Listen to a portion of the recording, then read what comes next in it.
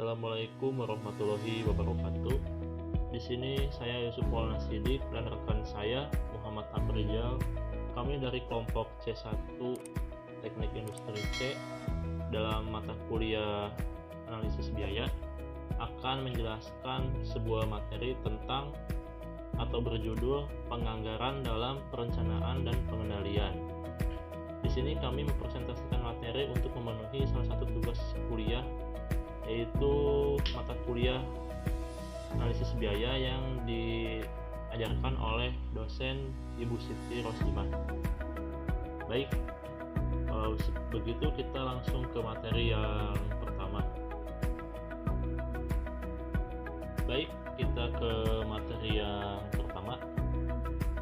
Materi yang pertama yaitu peran penganggaran dalam perencanaan dan pengendalian. Di sini kita akan membahas satu yaitu anggaran. Anggaran adalah ekspresi kuantitatif dari rencana ini. Dinyatakan dalam istilah fisik atau keuangan atau keduanya. Ketika digunakan untuk perencanaan, anggaran adalah metode untuk menerjemahkan tujuan dan strategi organisasi ke dalam istilah operasional. Kemudian yang selanjutnya yaitu kontrol.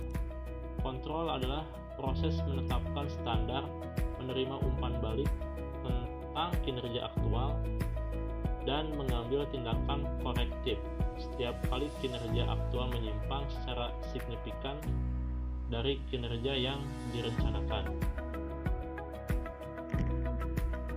Baik, kita ke slide yang berikutnya. Di slide ini kita akan membahas tujuan penganggaran. Anggaran biasanya disiapkan untuk area dalam suatu organisasi atau departemen, pabrik, divisi, dan sebagainya, dan untuk aktivitas penjualan, produksi, penelitian, dan sebagainya. Sistem anggaran ini berfungsi sebagai rencana keuangan yang komprehensif untuk organisasi secara keseluruhan dan memberikan beberapa keuntungan juga bagi organisasi. Nah, di sini yang pertama, ini memaksa manajer untuk membuat rencana. Yang kedua, ini menyediakan informasi sumber daya yang dapat digunakan untuk meningkatkan pengambilan keputusan. Kemudian yang ketiga, ini membantu dalam penggunaan sumber daya dan karyawan dengan menetapkan tolak ukur yang dapat digunakan untuk evaluasi kinerja selanjutnya. Kemudian yang keempat, meningkatkan komunikasi dan koordinasi. Penganggaran memaksa manajemen untuk merencanakan masa depan, untuk mengembangkan keseluruhan arah organisasi, meramalkan masalah, dan mengembangkan kebijakan masa depan. Mereka tumbuh untuk memahami kemampuan bisnis mereka dan di mana sumber daya bisnis harus digunakan. Semua bisnis dan entitas nirlaba harus membuat anggaran. Semua bisnis besar melakukan anggaran. Bahkan aktivitas penganggaran perusahaan seperti Conoco dan IBM menghabiskan banyak waktu dan melibatkan banyak manajer di berbagai tingkatan. Beberapa usaha kecil tidak memiliki anggaran dan banyak dari mereka yang gulung tikar dalam waktu tertentu atau dalam waktu singkat. Di sini anggaran memungkinkan manajer untuk membuat keputusan yang lebih baik. Misalnya, anggaran kas menunjukkan potensi kekurangan. Jika perusahaan memperkirakan kekurangan kas, mungkin ingin meningkatkan atau mengumpulkan piutang atau menunda rencana untuk membeli aset baru. Kemudian anggaran menetapkan standar yang dapat mengendalikan penggunaan sumber daya perusahaan dan mengendalikan serta memotivasi karyawan. Mendasar bagi keberhasilan keseluruhan sistem penganggaran, pengendalian memastikan bahwa langkah-langkah diambil untuk mencapai tujuan yang digariskan dalam rencana induk organisasi. Anggaran juga berfungsi untuk mengkomunikasikan rencana organisasi kepada setiap karyawan dan untuk mengkoordinasikan supaya mereka. Dengan demikian, semua karyawan dapat menyadari peran mereka dalam mencapai tujuan tersebut. Inilah sebabnya mengapa secara eksplisit menghubungkan anggaran sebagai rencana jangka panjang organisasi sangat penting. Anggaran bukanlah serangkaian skenario yang kabur dan cerah, tetapi mereka adalah serangkaian rencana khusus untuk mencapai tujuan tersebut. Anggaran mendorong koordinasi karena berbagai bidang dan kegiatan organisasi semuanya harus bekerja sama untuk mencapai tujuan yang telah ditetapkan. Peran komunikasi dan koordinasi menjadi lebih penting seiring dengan bertambahnya ukuran organisasi. Kemudian kita ke slide berikutnya. Di sini ada proses penganggaran. Proses penganggaran dapat berkisar dari proses yang cukup formal yang dialami oleh perusahaan kecil, hingga prosedur beberapa bulan yang sangat rinci yang digunakan oleh perusahaan besar. Fitur utama dari proses ini termasuk mengarahkan dan mengkoordinasikan penyusunan anggaran. Dalam proses penganggaran, dapat mengarahkan dan mengkoordinir. Maksudnya, setiap organisasi harus memiliki seseorang yang bertanggung jawab untuk mengarahkan dan mengkoordinasikan proses penganggaran secara keseluruhan. Ini direktur anggaran biasanya controller atau seseorang yang melapor controller. Direktur anggaran bekerja di bawah arahan komite anggaran. NS panitia anggaran memiliki tanggung jawab untuk meninjau anggaran, memberikan pedoman kebijakan, dan untuk memberikan tujuan anggaran, menyelesaikan perbedaan yang mungkin timbul saat anggaran disiapkan, menyetujui anggaran akhir, dan memantau kinerja aktual organisasi seiring berjalannya tahun. Komite anggaran juga bertanggung jawab untuk memastikan bahwa anggaran terkait dengan rencana strategis organisasi. Presiden organisasi menunjukkan anggota komite yang biasanya presiden, wakil presiden, dan pengontrol. Nah, di sini ada jenis anggaran juga. Anggaran induk adalah rencana keuangan yang komprehensif untuk tahun yang terdiri dari berbagai anggaran departemen. Kemudian kita ke slide yang kelima. Di slide yang kelima ini ada jenis anggaran. Mari kita bahas. Di sini ada anggaran induk. Anggaran induk adalah rencana keuangan yang komprehensif untuk tahun yang terdiri dari berbagai anggaran departemen dan aktivitas individu. Anggaran induk dapat dibagi menjadi pengoperasian dan keuangan anggaran. Kemudian yang selanjutnya ada anggaran operasional. Anggaran operasional berkaitan dengan kegiatan menghasilkan pendapatan perusahaan seperti penjualan, produksi, dan persediaan barang jadi. Hasil akhir dari anggaran operasional adalah pro forma atau laporan laba rugi yang dianggarkan. Perhatikan bahwa pro forma identik dengan dianggarkan dan diperkirakan. Akibatnya, laporan laba rugi pro forma dilakukan sesuai dengan bentuk tetapi dengan data perkiraan, bukan data historis. Yang selanjutnya ada anggaran keuangan, berkaitan dengan arus masuk dan arus kas keluar dan dengan posisi keuangan. Arus kas masuk dan arus kas keluar yang direncanakan dirinci dalam anggaran kas. Dan posisi keuangan yang diharapkan pada akhir periode anggaran ditunjukkan dalam neraca yang dianggarkan atau pro forma. Tampilan 8-2 mengilustrasikan komponen anggaran induk. Kemudian kita masuk ke slide yang ke-6. Di slide yang ke-6 kita akan membahas mengumpulkan informasi untuk penganggaran. Mengumpulkan informasi untuk penganggaran pada awal proses penganggaran induk, Direktur Anggaran mengingatkan semua segmen perusahaan tentang perlunya mengumpulkan informasi anggaran. Data yang digunakan untuk membuat anggaran berasal dari berbagai sumber. Data historis adalah salah satu kemungkinan. Sebagai contohnya, biaya bahan langsung tahun lalu dapat memberikan perasaan yang baik kepada manajer produksi tentang biaya bahan potensial untuk tahun depan. Namun, data historis saja tidak dapat memberitahu perusahaan apa yang diharapkan di masa depan. Dalam mengumpulkan informasi untuk penganggaran, kita memerlukan peramalan penjualan. Nah, apa sih peramalan penjualan? Peramalan penjualan adalah perakiraan penjualan adalah dasar untuk anggaran penjualan, yang pada gilirannya merupakan dasar untuk semua anggaran operasi lainnya, dan sebagai besar anggaran keuangan. Dengan demikian, keakuratan ramalan penjualan sangat mempengaruhi kesehatan seluruh anggaran induk. Membuat ramalan penjualan biasanya menjadi tanggung jawab Departemen Pemasaran. Salah satu pendekatannya adalah agar kepala eksekutif penjualan meminta tenaga penjualan individu mengirimkan prediksi penjualan yang digabungkan untuk membentuk perkiraan penjualan total. Keakuratan ramalan penjualan ini dapat ditingkatkan dengan mempertimbangkan faktor-faktor selain seperti iklim ekonomi secara umum, persaingan, periklanan, kebijakan penetapan harga, dan sebagainya. Beberapa perusahaan melengkapi ramalan Departemen Pemasaran dengan pendekatan yang lebih formal, seperti analisis deret waktu, analisis korelasi, kemudian ekonometrik, dan analisis industri. Kemudian ada juga peramalan variabel lain. Tentu saja penjualan bukan satu-satunya perhatian dalam penganggaran. Biaya dan item yang berhubungan dengan uang tunai sangat penting. Banyak juga faktor yang sama dengan dipertimbangkan dalam peramalan penjualan berlaku untuk peramalan biaya. Di sini, jumlah historis dapat bernilai nyata. Manajer dapat menyesuaikan angka masa lalu berdasarkan pengetahuan mereka tentang peristiwa yang akan datang. Misalnya, kontrak serikat pekerja 3 tahun menghilangkan banyak ketidakpastian dan prediksi upah. Tentu saja, jika kontrak berakhir, ketidakpastian kembali. Agen pembelian yang waspada akan memiliki gagasan untuk mengubah harga bahan. Bahkan, perusahaan besar seperti Bersarang dan perusahaan Coca-Cola memiliki seluruh departemen yang dikhususkan untuk peneramaan harga komoditas dan persediaan. Mereka menginvestasikan di komoditas berjangka untuk memperlancar fluktuasi harga, suatu tindakan yang memfasilitasi penganggaran.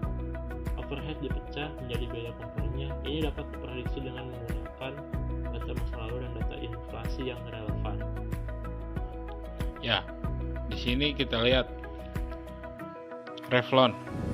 Revlon telah mengadopsi sistem komputer baru yang mengelola data penjualan untuk setiap itemnya di setiap toko. Ini dapat dilacak melalui penjualan secara spesifik, seperti berdasarkan warna cat kuku. Informasi ini akan digunakan untuk mengelola produksi dan pengiriman dengan lebih baik. Revlon ingin menggunakan teknologi untuk mempengaruhi beberapa perubahan perilaku, seperti kita lihat di toko retail. Dan teknologi ini juga akan memungkinkan untuk menentukan peringkat toko berdasarkan penjualan. Kemungkinannya untuk penaruhan lebih banyak keuntungan ke toko dan dengan penjualan tinggi, termasuk lebih banyak perhatian dari tenaga penjualannya, dan kesempatan pertama untuk menentukan tampilan baru. Informasi yang lebih cepat dan lebih baik memungkinkan Revlon mempunyai anggaran secara terus-menerus sepanjang tahun. Akibatnya, perusahaan dapat mengelola operasi dengan memotong produksi dan pengiriman kosmetik yang laris, meningkatkan produksi penjualan panas. Kemudian Revlon juga mengubah kebijakan pertukaran barang dengan dagangan dan memaksa pengecer untuk mengambil lebih banyak risiko. Revlon membanjiri pasar dengan penawaran beli satu dapat satu. Itulah strategi dia.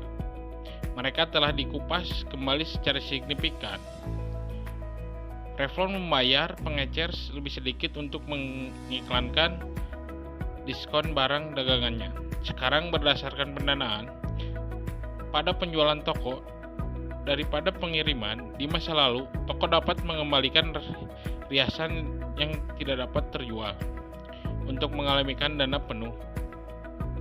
Revlon mengembalikan hanya sebagian dari harga pada beberapa item, dan tidak ada sama sekali pada item lainnya. Akibatnya pengecer diminta untuk berpikir 2 kali sebelum memesan.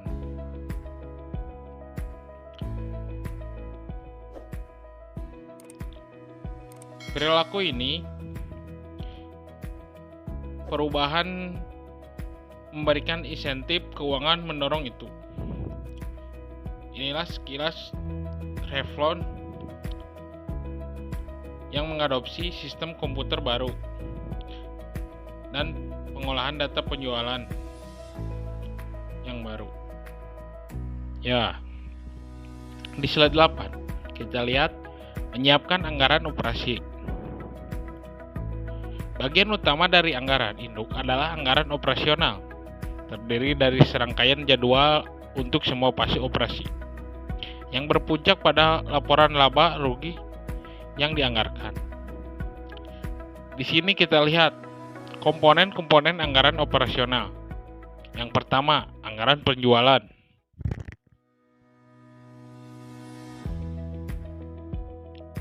Anggaran penjualan di sini adalah proyeksi yang disetujui oleh komite anggaran yang menggambarkan penjualan diharapkan untuk setiap produksi dalam unit dolar.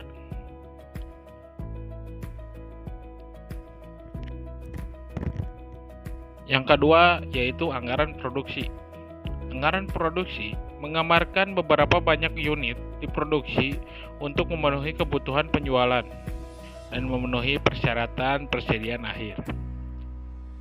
Kita tahu berapa banyak balok beton yang dibutuhkan untuk memenuhi permintaan untuk setiap kuartal dan untuk setiap tahun. Jika tidak ada persediaan, balok beton akan anggaran produksi. Anggaran yang menggambarkan berapa banyak unit yang harus diproduksi untuk memenuhi kebutuhan penjualan dan memenuhi persyaratan persediaan akhir. Kita tahu bahwa untuk setiap permintaan penjualan, jika tidak ada persediaan, produksi ini hanya akan menyamai produk unit yang akan dijual. Jadi, untuk unit yang terjual sama dengan unit diproduksi karena pesanan pelanggan memicu produksi. Namun biasanya anggaran produksi harus mempertimbangkan keberadaannya persediaan awal dan persediaan akhir. Menetapkan persediaan akhir balok, anggaran pembelian bahan langsung. Setelah jadwal produksi selesai, anggaran untuk bahan langsung, tenaga kerja langsung, dan overhead dapat disiapkan. Anggaran pembelian bahan langsung serupa dengan format anggaran produksi. Kita lihat berdasarkan pada jumlah bahan yang dibutuhkan untuk produksi dan persediaan bahan langsung. Penggunaan bahan langsung yang diharapkan ditentukan oleh hubungan input dan output. Hubungan ini sering ditentukan oleh departemen teknik atau desainer industri. Misalnya, kita contohkan lagi kepada balok beton. Balok beton ringan membutuhkan 25 ton bahan semen, pasir, kerikil, spirahan batu, dan apung, dan tentunya air. Campuran relatif bahan-bahan ini ditetapkan sebagai jenis balok tertentu. Dengan demikian, cukup mudah untuk menentukan penggunaan yang diharapkan untuk setiap bahan di anggaran produksi dengan mengalihkan penjumlahan bahan yang dibutuhkan per unit dikalikan jumlah unit yang dikeluarkan. Kuantitas bahan langsung dalam persediaan ditentukan oleh kebijakan persediaan perusahaan. Kebijakan ABT, anggaran tenaga kerja langsung, menunjukkan total jam tenaga kerja langsung yang dibutuhkan dalam biaya terkait untuk jumlah unit dalam anggaran produksi. Seperti halnya bahan langsung, penggunaan tenaga kerja langsung ditentukan oleh hubungan teknologi antara tenaga kerja dan output. Misalnya, kita lihat, saya contohkan dengan jika batch 100 balok beton membutuhkan 1,5 jam tenaga kerja langsung, maka waktu tenaga kerja langsung per balok adalah 0,15 jam. Dengan asumsi bahan tenaga kerja digunakan, efisiensi aktif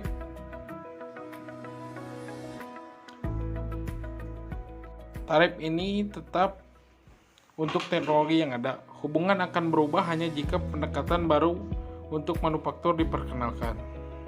Mengingat tenaga kerja yang harus digunakan per unit output dan unit yang diproduksi dari anggaran produksi. Anggaran tenaga kerja langsung dihitung seperti yang ditunjukkan pada jadwal tersebut. Anggaran tenaga kerja langsung, tingkat upah yang digunakan dibayar kepada pekerja langsung karena adalah rata-rata kemungkinan perbedaan tingkat upah yang dibayar kepada masing-masing pekerja. Kemudian itu anggaran overhead. Anggaran yang menunjukkan biaya yang diharapkan dari semua item manufaktur tidak langsung. Tidak seperti bahan langsung dan tenaga kerja langsung, tidak ada hubungan input dan output yang mudah diidentifikasi untuk item overhead.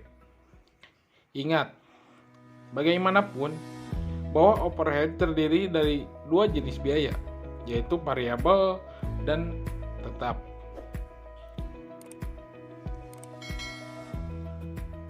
Semua perusahaan, pengalaman masa lalunya dapat digunakan sebagai paduan untuk perusahaan menentukan bagaimana overhead bervariasi dengan tingkat aktivitas. Item yang bervariasi dengan tingkat aktivitas diidentifikasi. Contoh kita misalkan persediaan dan utilitas dan jumlah yang diharapkan akan dibelanjakan untuk setiap per itemnya.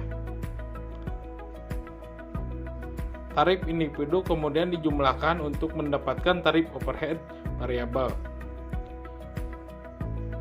Dan catatan, karena overhead tidak berbeda dengan tingkat aktivitas, total overhead yang tetap hanyalah jumlah dari semua jumlah yang dianggarkan. Kemudian anggaran persediaan barang jadi akhir. Barang persediaan jadi akhir menyediakan informasi yang dibutuhkan untuk neraca dan juga berfungsi sebagai masukan penting untuk menyusun anggaran harga pokok penjualan. Untuk menyiapkan anggaran ini, biaya satuan untuk memproduksi setiap item harus dihitung dengan menggunakan informasi dari biaya satuan dan juga biaya persediaan akhir. Setelah itu, anggaran harga pokok penjualan. Kita asumsikan bahwa persediaan barang bernilai tinggi. Anggaran harga pokok penjualan yang akan digunakan sebagai input untuk lapor laba rugi yang dianggarkan. Kemudian anggaran beban pemasaran. Anggaran beban pemasaran yang berikutnya harus disiapkan. Anggaran biaya pemasaran menguraikan pengeluaran yang dapat direncanakan aktivitas penjualan dan distribusi. Seperti halnya yang tadi kita bahas, yaitu overhead dan biaya pemasaran. Komponen tetap dan variabel. Item seperti konsumsi penjualan, pengiriman, serta persediaan bervariasi dengan aktivitas penjualan. Gaji staf pemasaran, penyusutan peralatan kantor, dan tidak merupakan beban tetap. Anggaran biaya pemasaran diilustrasikan anggaran biaya penelitian dan pengembangan.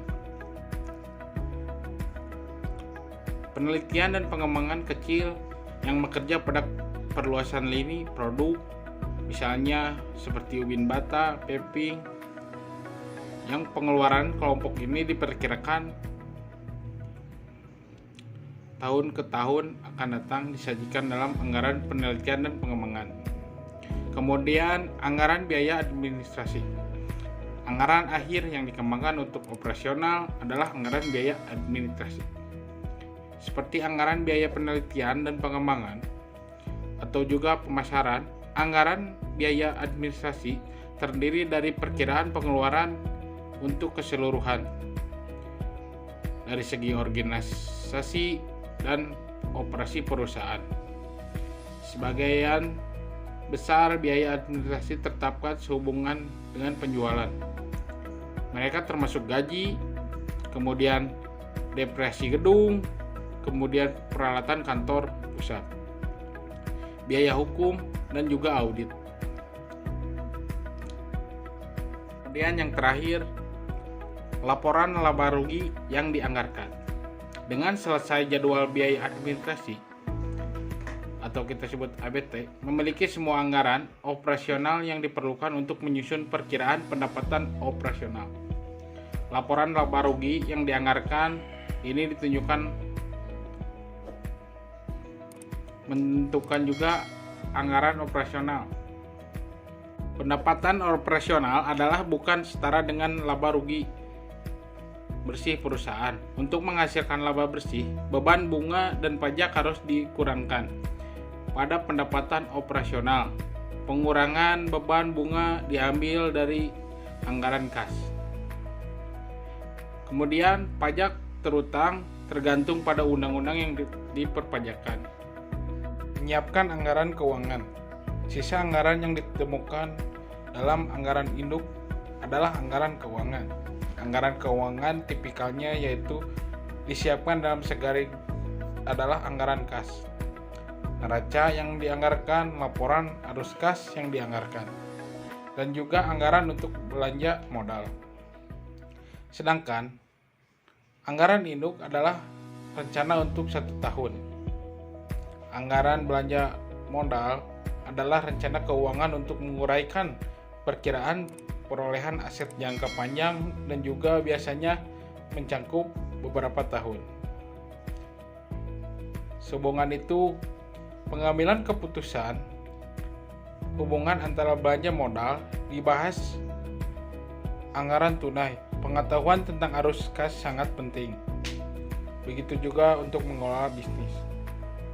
Sebuah bisnis berhasil dalam produksi penjualan produk, tetapi gagal karena masalah waktu yang terikat dengan arus kas yang masuk dan juga arus yang keluar.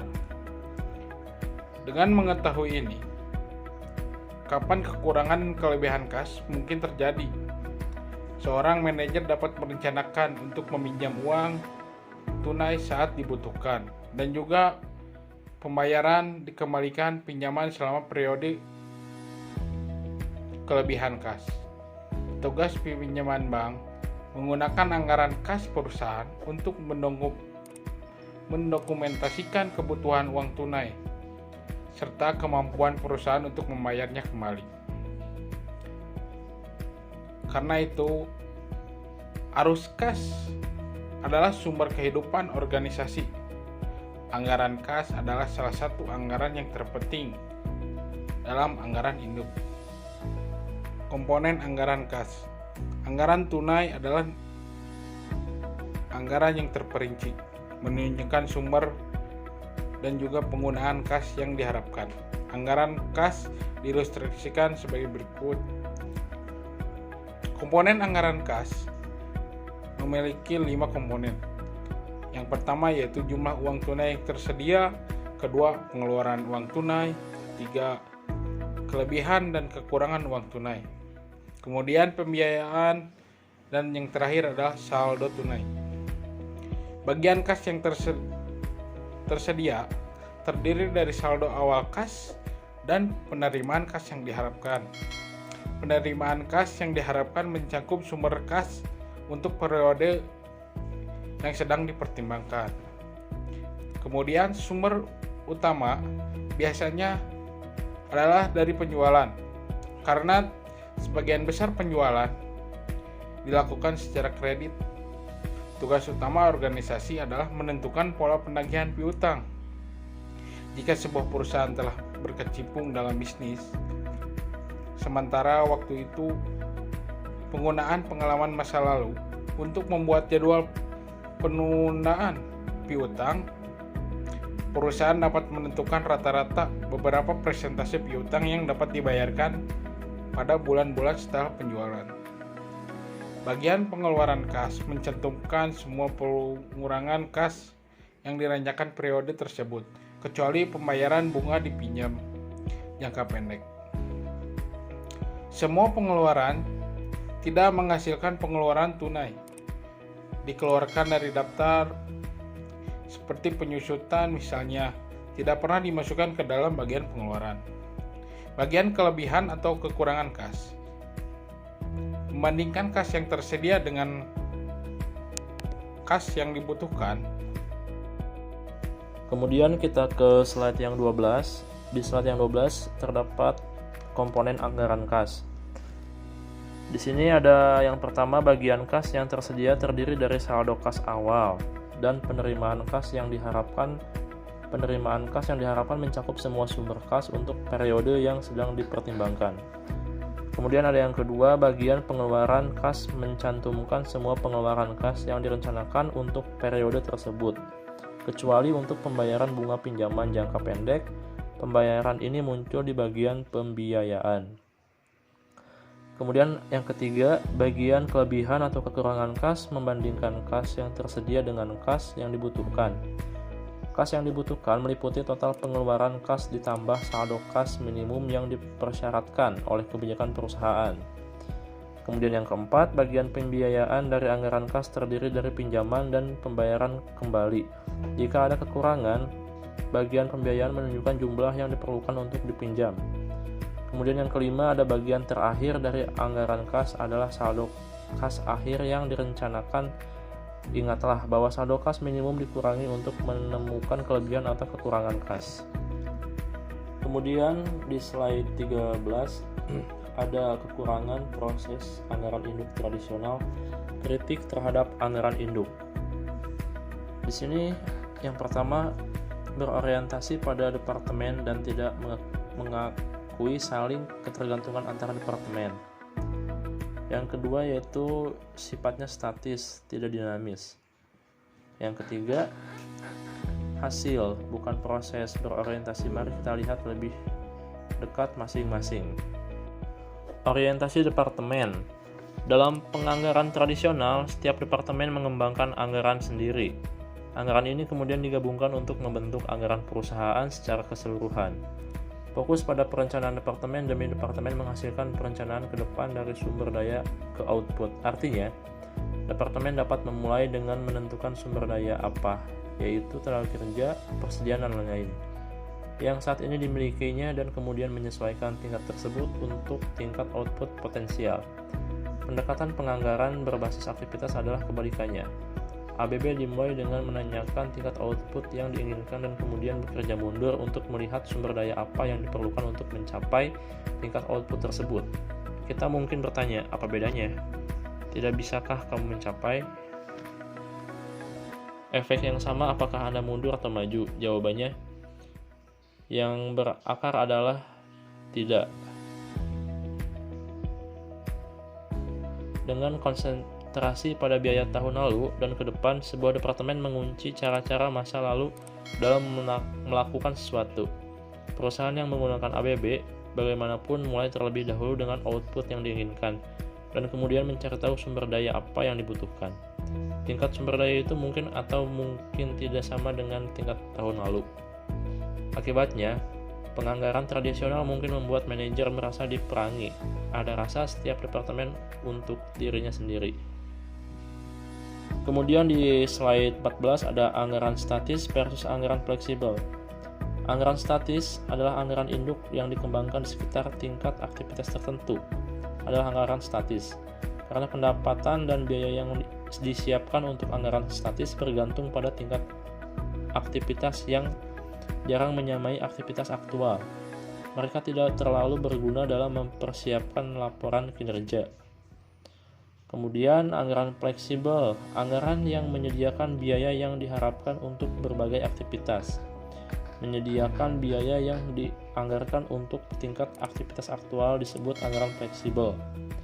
Anggaran fleksibel dapat digunakan dalam perencanaan dengan menunjukkan biaya yang akan terjadi pada berbagai tingkat aktivitas. Ketika digunakan dengan cara ini, manajer dapat menangani ketidakpastian dengan memeriksa hasil keuangan yang diharapkan untuk sejumlah skenario yang masuk akal. Kemudian di slide 15 ada anggaran berbasis aktivitas. Anggaran berbasis aktivitas dimulai dengan output dan kemudian menentukan sumber daya yang diperlukan untuk menciptakan output tersebut. Idealnya, organisasi menerjemahkan visinya menjadi strategi dengan tujuan yang dapat ditentukan untuk menciptakan nilai. Cara menciptakan nilai termasuk menemukan pangsa pasar, meningkatkan tingkat penjualan, mengurangi biaya, meningkatkan margin keuntungan, meningkatkan produktivitas, dan mengurangi biaya modal. Kita dapat melihat betapa jelas hubungan ABB dengan evaluasi kinerja dan khususnya dengan nilai tambah ekonomi, atau sebagaimana dibahas dalam materi yang sebelumnya. Kemudian di slide 16 ada dimensi perilaku penganggaran. Dimensi perilaku penganggaran adalah etika. Pentingnya anggaran dalam evaluasi kinerja dan kenaikan gaji serta promosi manajer mengarah pada kemungkinan tindakan yang tidak etis. Semua tindakan disfungsional terkait anggaran yang mungkin dipilih oleh seorang manajer dapat memiliki aspek yang tidak etis. Sebagai contohnya, Seorang manajer yang dengan sengaja meremehkan penjualan dan melebih-lebihkan biaya untuk tujuan membuat anggaran lebih mudah dicapai adalah terlibat dalam perilaku yang tidak etis. Adalah tanggung jawab perusahaan untuk menciptakan insentif anggaran yang tidak mendorong perilaku tidak etis. Adalah tanggung jawab manajer untuk menghindari terlibat dalam perilaku seperti itu. Di slide 17 ada ciri-ciri sistem penganggaran yang baik. Ciri-ciri sistem penganggaran yang baik adalah ideal. Sistem mencapai keselarasan tujuan yang lengkap dan sekaligus menciptakan dorongan bagi para manajer untuk mencapai tujuan organisasi dengan cara yang etis. Di ciri-ciri sistem penganggaran yang baik terdapat yang pertama, umpan balik sering tentang kinerja. Maksudnya, manajer perlu mengetahui bagaimana kinerja mereka seiring berjalannya tahun. Memberi mereka laporan kinerja yang sering dan tepat waktu memungkinkan mereka mengetahui seberapa sukses upaya mereka dan memberi mereka waktu untuk mengambil tindakan korektif dan mengubah rencana jika diperlukan. Laporan kinerja yang sering dapat memperkuat perilaku positif dan memberi manajer waktu dan kesempatan untuk beradaptasi dengan kondisi yang berubah.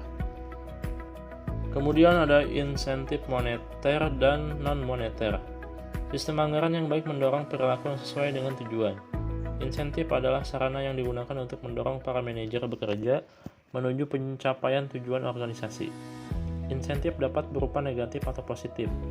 Insentif negatif menggunakan ketakutan atau hukuman untuk memotivasi, sedangkan insentif positif menggunakan penghargaan. Insentif apa yang harus dikaitkan dengan sistem anggaran organisasi? Perusahaan yang paling sukses memandang orang sebagai aset terpenting mereka. Anggaran mereka mencerminkan filosofi yang mendasari mereka dengan memasukkan pengeluaran yang signifikan untuk perekrutan dan pengembangan karir. Intel misalnya, menghabiskan 6% dari total gajinya untuk universitas internal. Selain itu, penghargaan kinerja dengan insentif moneter pada Express Federal dan Intel, semua karyawan memenuhi syarat untuk pembayaran variabel, yang mungkin termasuk kepemilikan saham, opsi bonus. Kemudian ada penganggaran partisipatif. Daripada memaksakan anggaran pada manajer bawahan, penganggaran partisipatif memungkinkan manajer bawahan untuk memberikan pendapat yang cukup tentang bagaimana anggaran ditetapkan. Biasanya, tujuan keseluruhan dikomunikasikan kepada manajer yang membantu mengembangkan anggaran yang akan mencapai tujuan ini. Dalam penganggaran partisipatif, penekanannya adalah pada pencapaian tujuan yang luas, bukan pada item anggaran individu. Proses anggaran yang dijelaskan sebelumnya untuk ABT menggunakan penganggaran partisipatif. Perusahaan memberikan perkiraan penjualan ke pusat labanya dengan meminta anggaran yang menunjukkan pengeluaran yang direncanakan dan laba yang diharapkan dengan tingkat penjualan tertentu.